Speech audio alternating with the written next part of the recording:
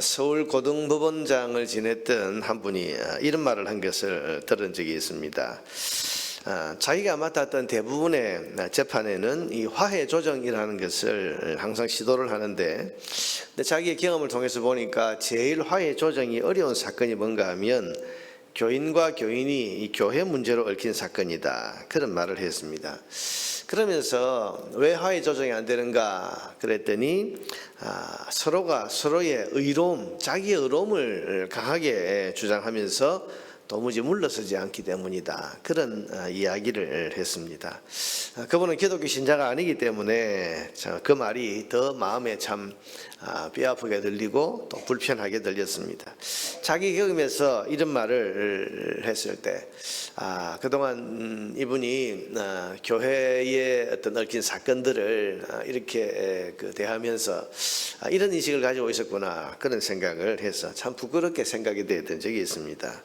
우리 그리스도인은 사랑과 용서, 그리고 손해를 보더라도 다른 사람을 유익하게 하려는 그런 삶을 산다고 말하는 사람들인데, 실생활에서는 특히 교회 안에 일어나는 문제에 대해서는 그걸 우리가 말하는 대로 또 믿는 대로 적용하며 살기가 참 어렵다, 그런 생각을 했습니다. 그래서 기독교인들은 고집이 세다, 양보할 줄 모른다, 자기 주장은 잘 하는데 남에 대한 배려가 없다, 이런 말을 종종 듣기도 하는 겁니다. 여러분, 우리가 입으로 외치는 신앙의 가치는 삶으로 힘써 실천이 되어야 됩니다. 그래서 아는 것 따로 사는 것 따로가 되어서는 안 되고, 믿는 것 따로 행하는 것 따로가 되어서는 더더욱 안 되는 것입니다. 우리는 우리가 사는 이 삶의 현장에서 성경 말씀과 기독교적 가치를 실천하며 사는데 최선을 다해야 됩니다. 그래야 우리가 하나님 나라에 합당한 백성이 되지 않겠습니까? 항상 우리는 아는 것만큼 살고 믿은 대로 살고, 이게 우리의 삶의 모토가 되어서 성경 말씀을 하나 배웠으면 배운 대로 살자, 내 마음에 뭔가 하나님의 말씀을 믿었으면 믿은 대로 살자, 그래서 삶의 현장에서 아는 대로 믿은 대로 살아가려고 적용하려고 애써야 하는 겁니다. 자, 오늘 본문은 그 분쟁 많은 고린도 교회에서 세상 법정을 찾아가서 두 사람 간의 문제를 풀어달라고 하는 일이 일어났는데, 이 일에 대해서 지금 바울이 질책하고 꾸짖으면서 하는 그런 말입니다. 여러분 5절 6절을 한번 보세요. 내가 너희를 부끄럽게 하려 하여 이 말을 하노니 너희 가운데 그 형제 간의 일을 판단할 만한 지혜 있는 자가 이같이 하나도 없느냐. 형제가 형제와 더불어 고발할 분들은 믿지 아니하는 자들 앞에서 하느냐. 바울은 여기서 형제가 형제를이라는 표현을 써요. 형제가 형제를. 여러분, 이게 성도가 성도를 그렇게 말하지 않고 형제가 형제를이라는 이 표현을 쓰는 이유는 뭡니까? 어떻게 형제끼리 고발을 할 수 있냐, 꾸짖는 말입니다. 이 형제라는 말 속에는 뭐가 들어있습니까? 우리는 주님 안에서 서로 사랑하는 사이가 아니냐. 형제가 형제를 그럴 수 있냐. 사랑하는 사람이 어떻게 그걸 사랑 안에서 해결이 안 되고 법정에 가서 고발을 하고 법정에 가서 이걸 해결해 달라고 할 수 있냐. 아무리 답답해도 형제 사랑 안에서 이걸 해결해야지. 이걸 너희 믿음의 가치로 해결할 수가 없어서 세상 법정으로 가지고 왔냐, 지금 그런 말을 지금 하고 있는 것입니다. 한 걸음 더 나아가서 5절을 보면 너희 교회는 교회 안에서 이런 갈등과 다툼을 해결할 수가 없더냐, 그런 말입니다. 5절에 보니까 내가 너희를 부끄럽게 하려 하여 이 말을 하노니, 참 너 부끄러워도 할 수 없다, 그러면서 너희 가운데 그 형제 간의 일을 판단할 만한 지혜 있는 자가 이같이 하나도, 아니 교회 안에서 그 다툼의 문제를 풀어줄 만한 사람이 하나도 없어서 세상 법정으로 그걸 들고 왔냐. 특별히 불신자들이 있는 이런 세상 법정이라는 것은 지금 예수 모르는 불신자들 그 앞에 가서 하냐. 또 너희 교회가 이걸 해결하지 못하냐. 무슨 말입니까? 두 사람이 성숙하지 못해서 서로 다투고 갈등하는 이런 일은 일어날 수 있다고 하자. 그러면 너희 교회 공동체는 뭐하고 있냐. 너희 교회 공동체 안에서는 신앙의 지도자가 없냐? 신앙에 성숙한 사람들이 없냐? 그런 사람들이 나서서 두 사람을 화해를 시키도록 해야 되고, 화해하도록 중재를 해서 해결을 해야지 어떻게 부끄럽게 교회 바깥에 불신자를 찾아가서 이걸 해결해 달라고 하느냐, 지금 이렇게 말하고 있는 겁니다. 여러분, 바울은 적어도 지금 두 가지 문제를 지적을 하고 있습니다. 하나는 우리가 앞에서 보았던 신앙의 미성숙한 어린 나이 신앙에서 자라지 않고 있는 사람들에 대한 문제를 지적하고 있습니다. 형제가 형제를 그렇게 할 수 있냐? 아직도 너희가 성숙하지 못했다, 그런 말이죠. 이 고발한 사람들이 누군지는 모르지만 틀림없이 어린아이 신앙에서 자라지 못한 그런 신자들일 것입니다. 왜냐하면 여러분, 성숙한 신자라고 한다면 갈등과 다툼의 문제가 일어났을 때 성숙한 신자라면 누군가는 우리가 형제끼리 이래야 되겠냐, 누군가는 그래서 손을 내밀고 무슨 문제인지는 모르지만 양보하고, 그리고 화해하고, 또 뭔가 좀 마음에 걸리는 것이 있어도 용서하고, 여러분, 이런 신앙적 가치, 손 내밀고 양보하고 화해하고 용서하고, 이런 신앙적 가치로 아마 벌써 풀었을 겁니다. 성숙한 신자들이라면. 그렇지 않습니까? 신앙생활을 하는 성도들을 보면 성도들 중에는 성숙한 분들이 있습니다. 그래서 어떤 일이 일어났을 때에 화해하려고 양보하고 용서하고 사랑으로 품는 신앙적 삶을 살 수 있기 위해서 하나님 앞에 나와서 눈물로 기도하는 성도들. 내 힘으로는 잘 안 되지만 그래서 성령의 도우심이 필요하다 생각해서 성령의 도우심을 구하면서 간절하게 기도하고 금식하고 철회하면서, 저분이 왜 금식을 하고 왜 저분이 저렇게 요즘 간절하게 기도할까 이야기를 들어보면 용서하고 싶은 거,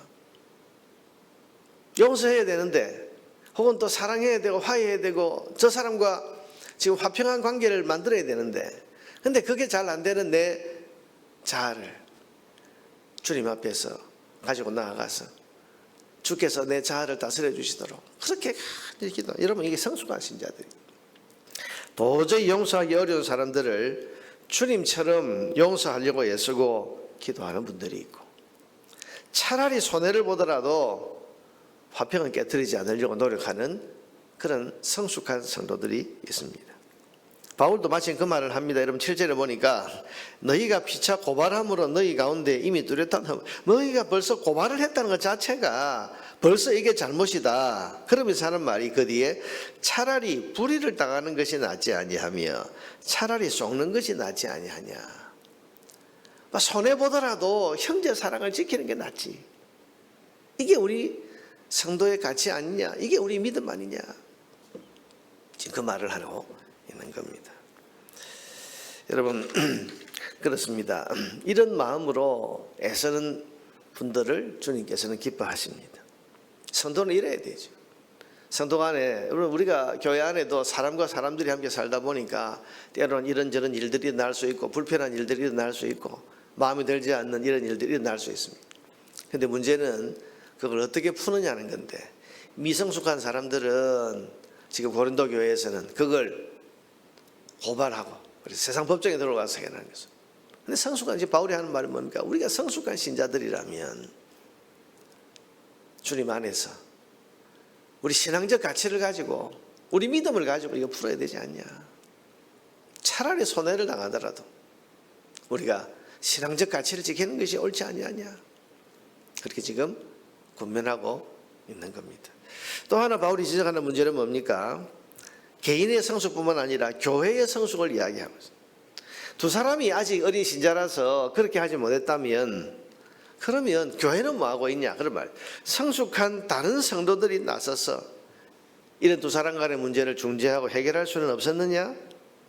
이것은 고린도 교회의 미성숙함을 지금 지적하고 있는 겁니다. 성숙한 교회라면 성도 간의 갈등이나 다툼이 있을 때 교회의 신앙이 깊은 분들, 지도자들, 이런 분들이 나서서 두 사람 사이를 중재하고 화해하도록 도우는 일을 하죠. 신앙생활을 하는 이 성도들을 보면 그 가운데 참 존경받는 장로님들, 존경받는 그런 권사님들 중에 어떤 분들은 교회 안에 다투고 있는 두 사람 있으면 그게 마음이 참 힘들고 불편해서 찾아가서 만나고 사랑으로 권면하고 위로하고 그러면서 서로의 마음을 녹아지게 해서 갈등과 다툼을 해결하는 이런 분들이 있습니다.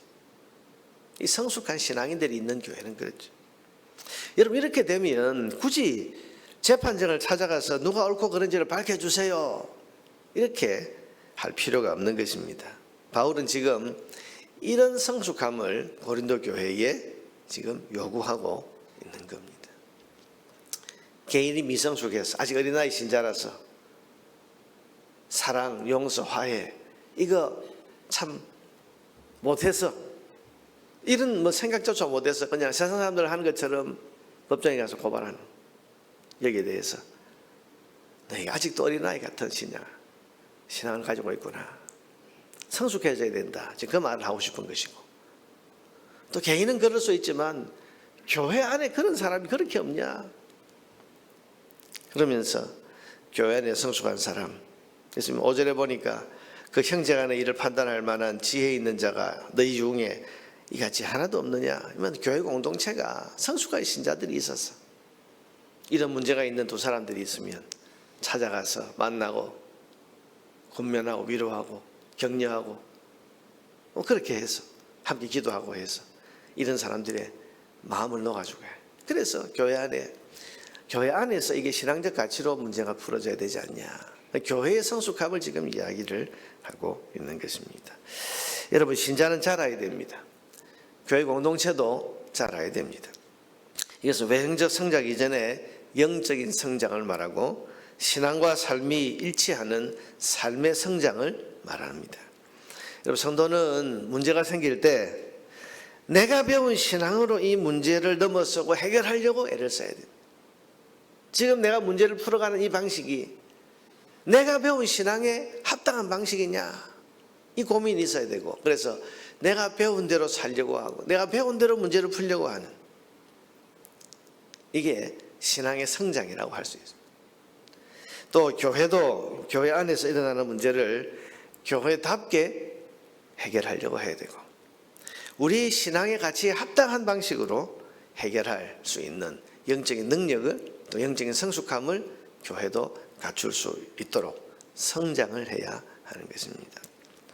오늘 아침에 우리 성장을 위해서 한번 기도했으면 좋겠습니다. 내 개인의 신앙의 성장 하나님 아는 대로 살게 하시고 믿은 대로 살게 하옵소서.